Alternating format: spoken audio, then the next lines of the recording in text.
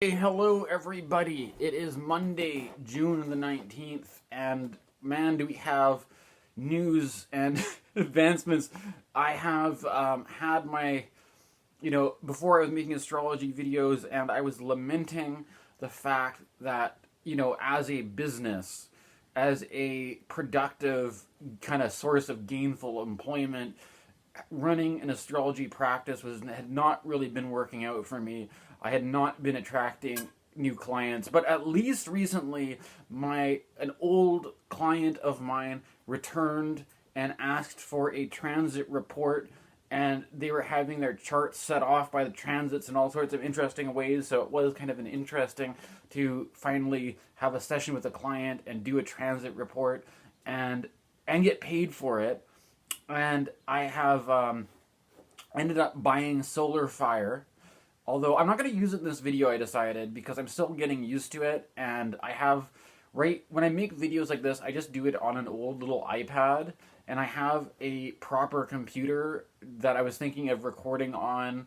And, you could have solar fire, and I could be making, like, the little annotations and the lines and feeling like a real professional astrologer, right? But I feel like right now, I kind of like doing it this way because I don't have any computer programs to get lost in, and it's just me and a video recording, and I can focus entirely on what it is I'm trying to say rather than getting bogged down in a whole workflow with software that I'm not quite used to right now, and just focus on talking about astrology, right? So I'm just thinking I'm going to do this for now.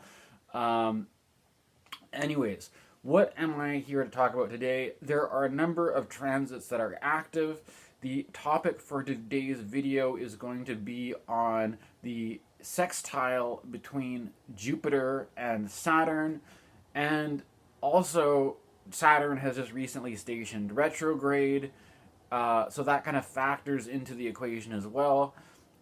There is also active at this time a square between the Sun and Neptune, and I think I'm going to leave that for another video, although I think some of the themes might cross over a bit. Well, I'm not going to leave. Well, there's also going to be a Mercury is tailing behind the Sun a little bit, and Mercury is going to be eventually squaring Neptune as well. So I think I might just kind of make a whole nother video for these squares to Neptune, and we're going to concentrate on Jupiter and Saturn in this video. Now, I have made a bunch of notes and stuff like this. In my last video, which was on Pluto retrograde, I was talking about Decan rulerships and stuff like that, and I'm thinking of approaching it that way in this video. Before I get into all that, though, I think the one thing that is important to consider about the sextile between Saturn and Jupiter is that the sextile is... what is a sextile? Sextile is the planets have a gap between each other of two signs, right? That you have Saturn at Pisces, and then Pisces, count 1 is Aries, count 2 is Taurus. So 2 over from Pisces is Taurus, and then you could also have a sextile in the other direction, maybe, where but the point is that this is a opening sextile, right? Similar to as if we had, let's say, a new moon. You had a new moon where the sun and moon are conjunct in the same sign, and then the opening of the new moon, then you have the moon, before the first quarter moon, you have the moon 2 signs over, a sextile to the sun, right?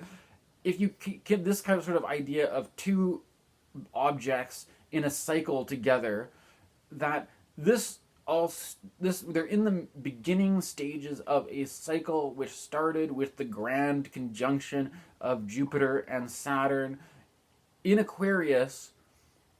But this is one of the things I was sort of thinking maybe of showing you this in solar fire, but I'm just going to explain it right now, is that when did this grand conjunction happen? It happened around winter solstice 2020, right?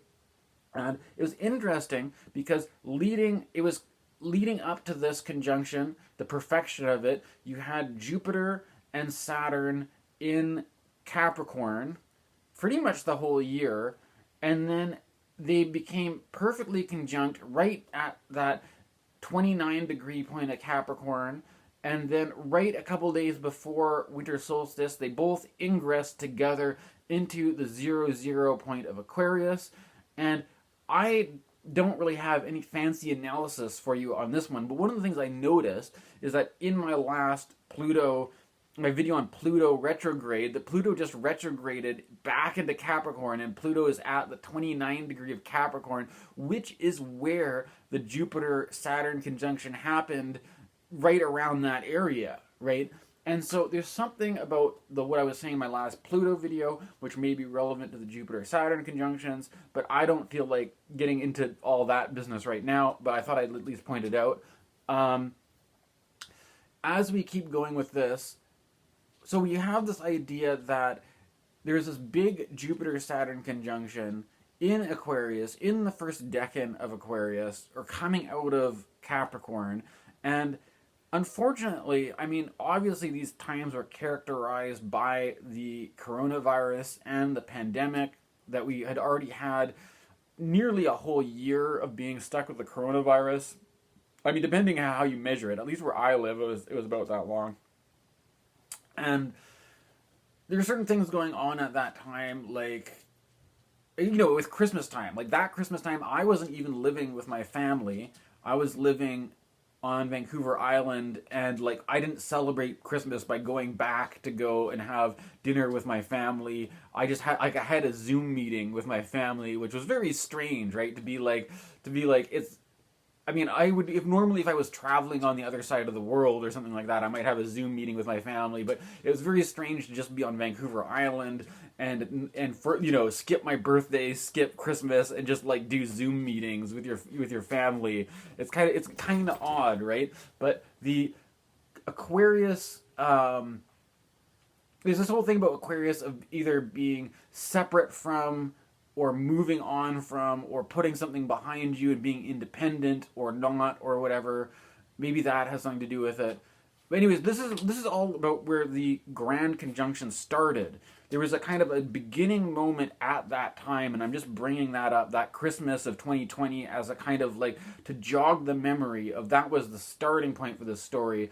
And it's actually, if you look at historically what's happened with these grand conjunctions, is that oftentimes there is some kind of a shock that happens at a large cultural scale. For example, in like we had one around the time that September 11th happened, right? We had one around the time that also in the 80s or whatever. But I'm not going to get into all those details now.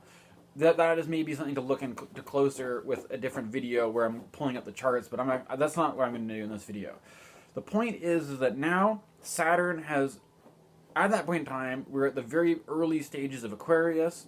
Now we are about one sign over with Saturn. Saturn is in Pisces, in the first decade of Pisces, and Jupiter is, square where it was in the Jupiter-Saturn conjunction. Jupiter is all the way in Taurus now, right?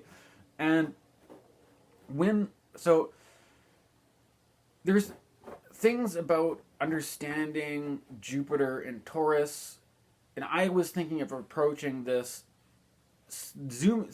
paying attention to the decans, paying attention to what is called the Chaldean order of Decan rulers. There's a bunch of different systems of Decan rulers, but I have found, since it's mainly because I don't do a lot of like tarot readings for other people, but I am kind of like, I don't know. I have to admit, it may not even be healthy for all I know. Like, the amount of time that I just, like, am introverted by myself playing with tarot cards as a way to sort of, like, some people might journal about things, and some people might, play with their tarot cards and see what their tarot cards tell them and stuff like that.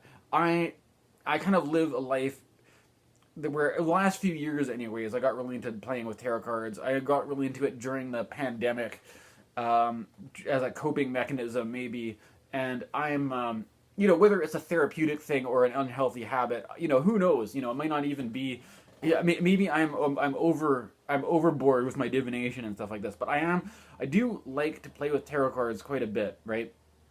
And I think the structure of the Rider-Waite-Smith and the Aleister Crowley Thoth Tarot is, and the Golden Dawn system, as I discussed in my other video, it's not just Golden Dawn, but it goes back to the Picatrix. It goes back to the Chaldeans, which are kind of a mysterious group that people don't know much about. But there's this system that's apparently an old system of splitting the zodiac into 36, into each sign has 3 divisions, and there's a system of rulership. Now, so if we think about, let's start with Taurus, right? Jupiter is in the first decan of Taurus, and that decan is a Mercury-ruled decan, and it has the image in Rider-Waite-Smith of, there's like a stained glass window, and there's a couple guys who are walking around in the cold, in the snow, and one of them is in crutches, and they look kind of like, maybe these are homeless guys, or looks like, it's kind of funny because the stained glass window kind of suggests that there's a kind of a warm church kind of right behind them, but these guys are doing their own thing in the snow or whatever.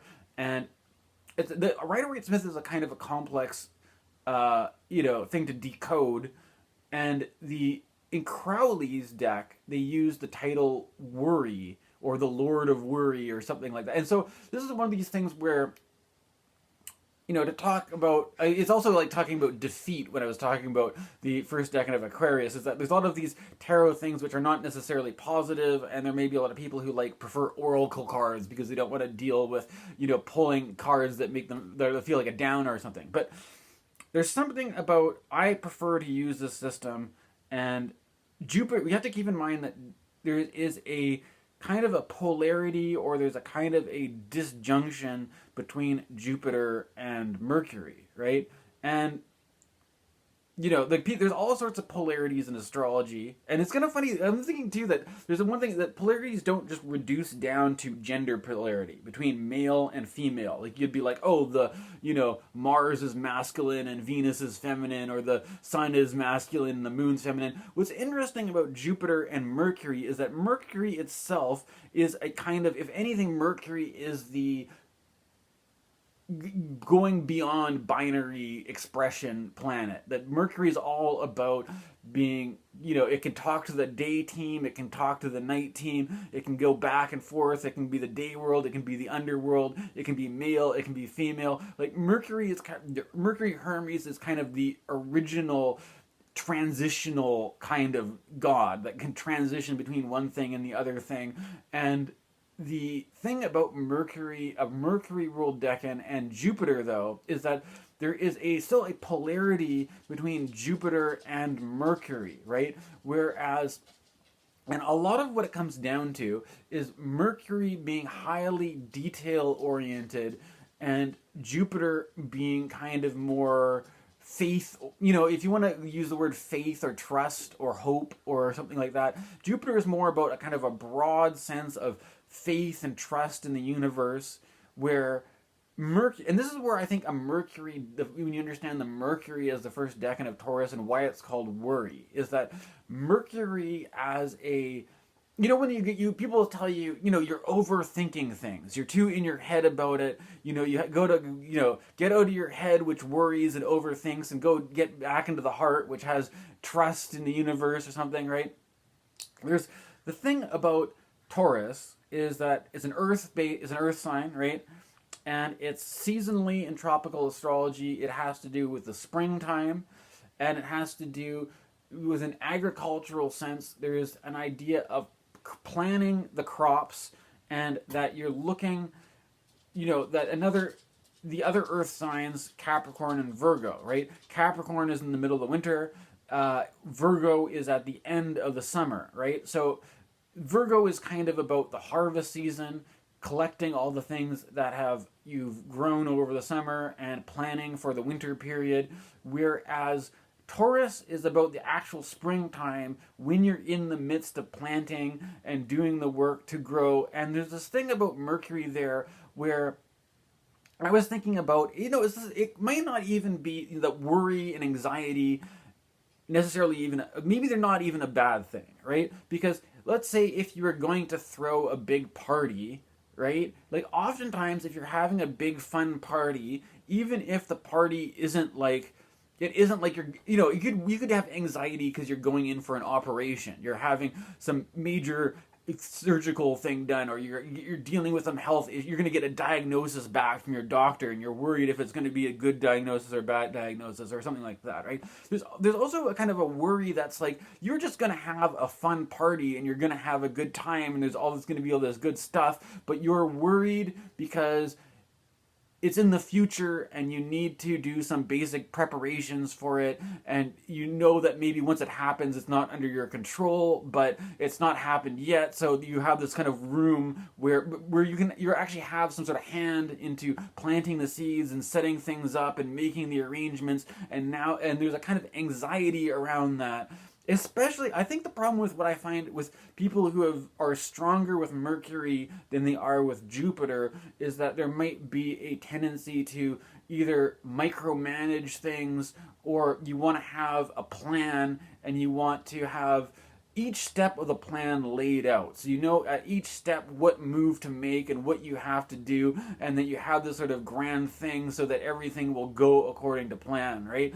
And there's also this kind of thing with Jupiter, though, that I think Jupiter really does not go for this kind of stuff. That if a more Jupiter-oriented perspective is kind of like, quit micromanaging my life, quit telling me what to do, maybe we don't even want a plan. Maybe we can just show up and figure it out when we get there. I'm sure everything will fall into place. I'm sure everybody will be fine.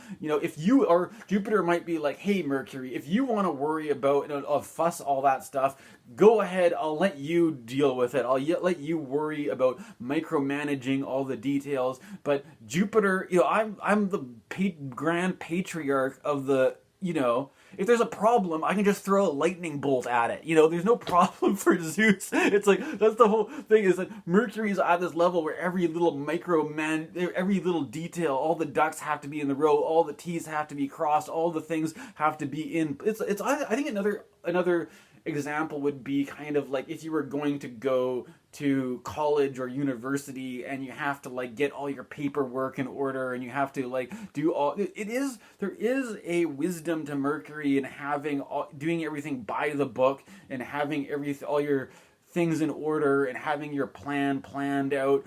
But in Jupiter, it's not Mercury, it's a Mercury-ruled Decan, and Jupiter finds it in that place. And I feel like the vibe of Jupiter is less about trying to figure out, is this kind of thing where you're kind of if you're going to plan out, to go to college or university, and you're did I get all the grades right, and what courses do I need to take, and all these kind of details, whereas Jupiter's more you take a step back and is so are you going to university to become a lawyer? Are you going to university to become a doctor? What are you doing? Jupiter is more, in my own life, I'm just going to give a personal anecdote, is that my grandfather was a lawyer, right? And sometimes, I've had people that I've met saying oh, you have the personality that, maybe you're pretty sharp. If you wanted to, maybe you could apply yourself and become a lawyer and stuff like that. When I talk to my family, what my mom would say about my grand is your grandfather wouldn't want you to become a lawyer. He hated being a lawyer, right? And so I think there's something about Jupiter, which is Mercury is kind of Mercury is all let's look at the system of what do you actually need to do each step of the way? Do you have your grades the right? Do you have your scores? Do you qualify this? What classes do you have to take? All this kind of stuff, and can we make it work? And then but Jupiter's kind of yeah, but your old grandfather, he was a lawyer. he hated being a lawyer, man. And Jupiter, why would you even want to do that? We want to be free, man. There's this kind. I think Jupiter is kind of like this more kind of the point. The plan isn't about having all the things arranged so you can do the thing. Jupiter is more like, why are you doing this thing in the first place? You want to make your old dead grandfather happy? You want to impress your ancestors? You think that's what or what you think you're gonna make the world a better place or something like that? You're on like Jupiter is more about the grand kind of vision or philosophy or look, what's the big motivation of why this is your plan, why you're doing it, right? But to give a bit more context in the astrological situation, it's like there is, we also had a Mercury retrograde in Taurus recently, and I was going through something during all this where I don't want to get into all my personal stuff on this channel, but I think everybody probably feels some degree of trying to improve themselves, trying to work on themselves, trying to get better, and that sometimes we might slip into these just unconscious habits where we're kind of just going to be comfortable, right? Be comfortable in our addictions and be comfortable in our coping mechanisms, and then sometimes there's something that is trying to... The pressures of life feel like they build up to a sense to like maybe we need to make a change here, right? And there's this whole thing of like going through a kind of a shift of perspective or whatever, but there's the kind of like there's this kind of tension between letting go of the thinking mind that wants to have control over everything, that wants to have a kind of a cognitive map of the situation and have everything like, I don't have to... that's kind of funny because like the Decan of Taurus is called worry, but we want to create this plan. We want to have this map of like, I know where I'm going, I know what I'm doing, I know what the plan is, so I don't have to worry about it. But there could be a lot of anxiety in like, I don't know what the plan is. What's the plan? What are we doing here? We got to talk about it. We got to plan things out. We got to make a strategy. What am I just like, I can't just go, blind, I gotta know what I'm doing, right? And I think that there's something about Jupiter in this Mercury Decan of Taurus there is a need to devise a plan of action, to devise this is the opening sextile between Saturn and Jupiter, and that over a process of around 20 years or so, this is a whole process, and this is just the early stages, like I said, right? Like it started off in 2020,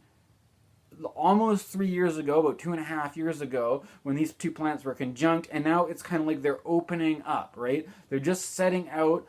And it's the early stages, and the early stage there is, maybe the plan will change, right? But there's still, there's this kind of initial, like we need to have some vision of where this process is going in the future to at least, know where to take our first steps, right? And I've done a lot about talking about this Jupiter in Taurus right now. This is about is a sextile between Jupiter and Saturn, so maybe it's time to shift into talking about Saturn now, right? So, what can we say about Saturn in Pisces in the first decan of Pisces, right? First of all, it's a different situation, because if I'm taking this approach of talking about the decans and the tarot cards and stuff like that, we're talking about the Eight of Cups, which in the Crowley THOTH deck, it's called Indolence. Indolence means often kind of a laziness or inaction.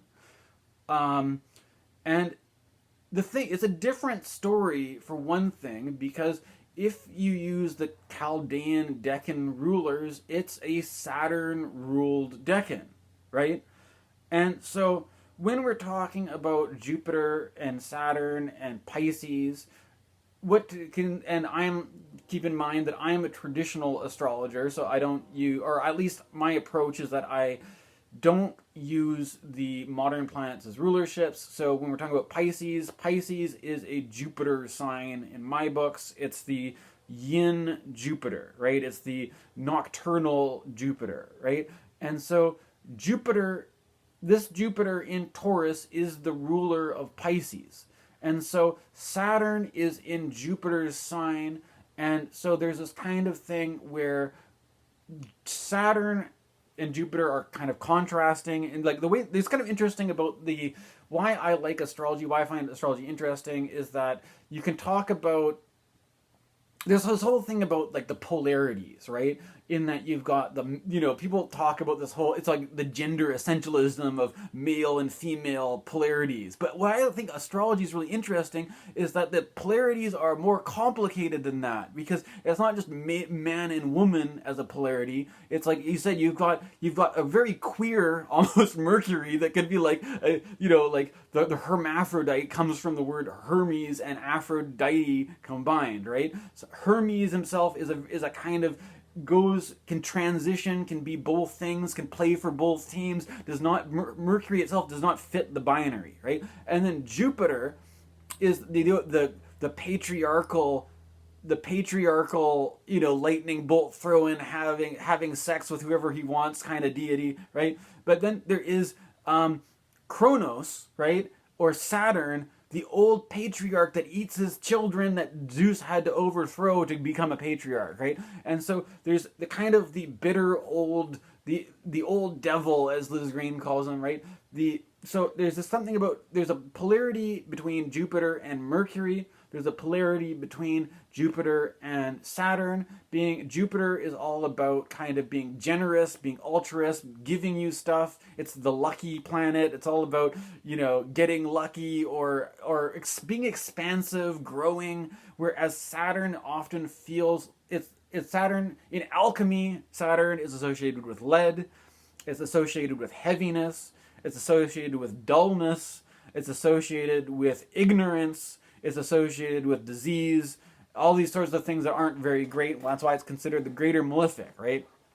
Now, during this time that Saturn has been in Pisces, one of the images that I was thinking of is like the anchor, right? Because Pisces is a water sign, the symbol is the fishes, and Saturn is namely dark, right? Namely heavy, namely kind of slow and immobile. And so, and I mean, I have to admit, I also have Pisces placements. I'm not going to get into all the details of what my chart is like, and just, I mean, maybe at some point I will, but you know, the point of my video is not to focus too heavily on that. But the Saturn, I feel like, can be like this lead weight, which is, when you're out at sea, having an anchor there's a reason why boats have anchors, right? Having a heavy anchor to drop while you're out at sea serves a purpose, and that's why they have them, and it's useful. But the image of the tarot card, the Eight of Cups, is a guy who has cups lined up, but he's walking away in the other direction, right? You could say that he is wandering off, right? And the archetype of this Decan, the first Decan of Pisces, you know, Pisces is often described as being a kind of a mystical Decan, right? And there's another image, you know, maybe I could have done a presentation where I threw up all these pictures and stuff like this, but this is not how I'm doing it, right? There's this image, classic image of like a guy who it's like is poking his head outside of there's like the dome of the world, and it's almost like he's poked his head outside the horizon, and he's seeing all sorts of weird metaphysical stuff like flying wheels and like it's kind of like the Plato's cave thing a little bit, right? Where you have, or I recently decided to rewatch the Matrix films, and I think the Matrix is a very Eight of Cups kind of story, right? Or the basic premise of that you've got Neo, or as in the first movie, he's Mr. Anderson, and he works his normal life, and he works at his day job, but he's got some inkling that there's something more to reality, and that the white rabbit, there's this kind of thing of like chasing the white rabbit in Alice in Wonderland and stuff like that. There's something about this that is very Eight of Cups, first Decan of Pisces, where it's like, you could imagine it goes with the Saturn sense, because Saturn is often described, first of all, as being a boundary marker, right? In that there is a wall, and the wall has two sides. You're either seeing what's on one side of the wall or seeing what's on the other side of the wall, and there's something about the heaviness, the lead weightedness. It's kind of depressing, of just feeling like you've got this anchor that's anchoring you down to this point, but you have this urge to wander off, right? And that could be physically wandering off, going somewhere else. It could be also having these Alice in Wonderland moments where you peek through the rabbit hole, you peek through the veil to the other side and have a mystical experience, right? And I think that's very much this thing about, the mystics often talk about the sense of profound boredom, right? Or there's this kind of thing of like, even, there's this thing about being a good, like in Zen they say chop wood and carry water, right? That like before enlightenment you chop wood and carry water, after enlightenment you chop wood, carry water, right? But I noticed that I think it's more of a Christian mysticism thing, where there's this whole thing about like, if you can imagine, especially before living in this age of all this entertainment that we've got, that we're kind of almost entertained to death, right? There could be a period of time where you were just like a nun or a monk living your repetitive, tedious life in whatever, pre-modern times, and you could be overcome with this profound sense of boredom, or what would they call it, ennui, right? Or this kind of like, what is the point of just every day is exactly the same, nothing changes, and like, especially when you have like the church is like, you're not supposed to look for pleasure or worldly satisfaction, that you're supposed to have your satisfaction in the hereafter, the afterlife, and you're supposed to just work and toil and live a boring peasant life or something. There's this profound sense of like wanting to escape, wanting to go beyond, wanting something different, or not wanting to be here, not wanting to deal with the situation. And I think that like Saturn in Pisces and the first decan of Pisces can be very much this quality of being feeling like you're very weighted down, like there's nowhere, but wanting an escape can either be, maybe we turn to drug use to give us a different state of mind, or to induce a visionary experience, or maybe these things come naturally without the use of drugs. There's like the idea that, people keep saying that we have to stay grounded, right? Usually what being grounded means is just to be present with this situation, even if it seems boring, even if it seems like the same thing day in, day out, even if it seems like there's nothing gratifying about it. To be present with that, and to be grounded is like not looking for entertainment. We're just going to be doing the dishes. Even if you really hate doing the dishes, you're going to be present with doing the dishes. You're not going to have the radio on as it is. But there's this, the other side of it is this need to escape. Like I need to read a fantasy novel. I need to play a video game. I need to watch even like, I don't know, maybe even watching sports could be like this, right? We need something to get us out of this situation, or it could actually be an adventure that takes you away from the situation. And that is what I was reading this book. I wonder if I have it around. Yeah. I was reading The 36 Secrets from T. Susan Chang, and one of the things that she says for the Eight of Cups is that it's associated with the archetype of the wanderer. You may have seen the bumper stickers, "Not all who wander are lost," and apparently, okay, I'm not big on the Norse mythology. I have been studying a little bit more Greek mythology, but I'm really pretty ignorant when it comes to Norse mythology. But she was talking about how Odin from Norse mythology was described as a wanderer, and that Gandalf in The Hobbit and Lord of the Rings, Gandalf is a wandering old man, a wandering old wizard, and that apparently he's modeled off the archetype of Odin. And there's something about in the Eight of Cups, the guy's wandering away from the stack of cups into the distance, right? And there's something about, I think, Eight of Cups and the fantasy novel genre and the plot device of the Wanderer that is like, the archetype could be the call of the Wanderer that we feel inside ourselves, but it could also be the circumstances of the actual world itself. One of the ideas I like is one of the Anima Mundi, right? It's not that us human beings have souls, and that is, I mean, to some extent, all this stuff about archetypes, all this stuff about the gods, it's all about humans. It's all about what it is to be a human being, to live our human experience, and the archetypes of human consciousness. There is also the Anima Mundi, which is the soul of the world, and that the world includes everything, human and non-human. The world itself has a soul. The world itself has archetypes, and the world, it's like the knock at the door, in the sense of, in The Hobbit or in The Lord of the Rings, the knock at the door is not. Bilbo is initially not very interested in going on an adventure in The Hobbit. It is the other, basically. The knock at the door comes from the other. The Gandalf is a other in polarity, in contrast to the lifestyle of the Hobbit, who likes to stay at home, who likes to be comfortable, who likes to, just the creature comforts of like good food and being comfortable and warm, and not being interested in these crazy adventures. Whereas Gandalf is all about the adventure, is all about taking the person from the safe, comfortable confines of home and taking them off on a grand journey of adventure and this kind of stuff.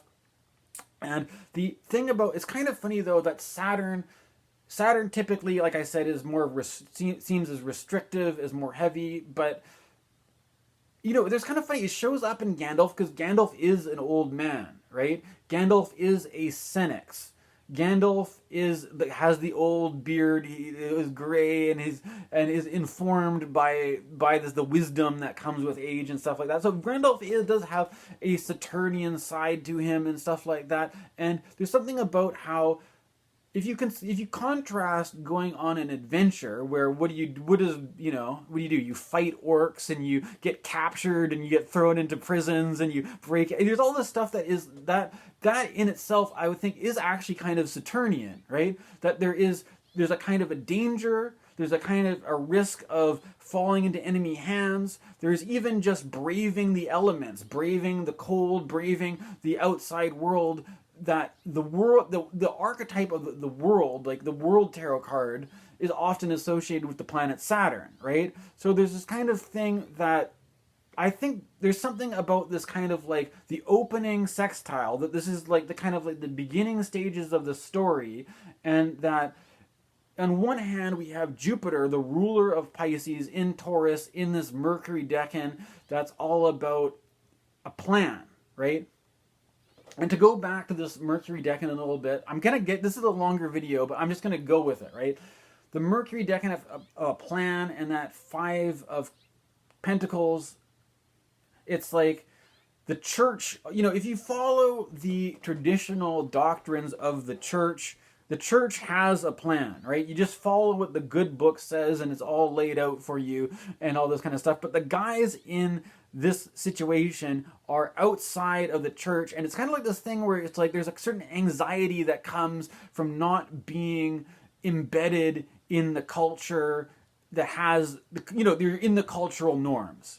If you're living your life in the cultural norms, what do? You go to work, you go to college, you or whatever it is, you get a job, you get a wife, you have kids, you take your kids to soccer practice. You don't have to plan anything. You just follow the kind of the paint by numbers approach to life, and you don't have to think about, there's no existential problem. It's only if the anxiety comes from doing it your own way, doing something different, going outside, and I think this is the whole thing. Like if you were a Hobbit in a Lord of the Rings situation, or whatever, that there's no anxiety just living the life of a Hobbit in a shire. Like it's kind of like your life is you could be maybe you have some anxiety about whether the crops are going to turn out this year, and the natural thing that goes with the Taurus is an earth sign and stuff like that. But it's the anxiety of like, it's probably a lot less anxiety worrying about whether your carrots and potatoes are going to turn out versus whether you're going to get captured by orcs, or whether the dragon's going to roast you with flames. And it's a different, but there's this sort of the boredom of just being stuck in this predictable life, and the desire for adventure, and the adventure, at first, every story has to have an initial plan. Like, we need to go here, and we need to do this, and whether that plan unfolds according to plan or not, usually life doesn't go according to plan. Usually there's going to be some twists and turns in the plot line and stuff like that. But there's this thing about needing to develop a plan, but having the Jupiter attitude is to have faith that the plan may very well not go according to plan at all. That there could be all sorts of things going wrong. But Jupiter is like, I'm Zeus, man. I got lightning bolts at my, I don't need things to go according to plan. I'm the, we won the battle of the Titans. Like, we can do. Zeus is kind of more cocky, basically. Like a Mercury attitude is like, we need to have every one of these little things, all the dot your I's and cross your T's, and make sure you got the grade point average, and have everything perfectly arranged so that there's no room for error. Whereas Zeus is like, man, if there's error, I'm just gonna smite some suckers with a lightning bolt. There's no skin off my back. That's like the Zeus attitude, right? Like, we're the Gandalf. If we got a Balrog, I'll go down the depths with the Balrog, and I'll see you guys in a couple books later, and I'll be a new wizard. I can handle it, right? Whereas Mercury wants to know everything in advance, and know and already have all the answers, so you don't have to deal. You already have it all sorted, right? I think that's kind of like the moment that we're dealing with is sort of like this design. It's either the frustration of being stuck, of being weighed down, of being really anchored and not having much movement. But seeing the possibility of something opening up, but the need to have a basic plan of how do you start off on this road of adventure, but not, Zeus doesn't care that much about having all the details worked out, and that oftentimes it's more interesting just to step out the door, go on the adventure, and see how it unravels, and you don't need to have a perfect map for how it's going to go, because you have trust and you have faith in the universe. And then, look, we got a good 42-minute video. 42, the number of Jupiter. I think it's an appropriate time to sign off now. Thank you very much. Please like and subscribe.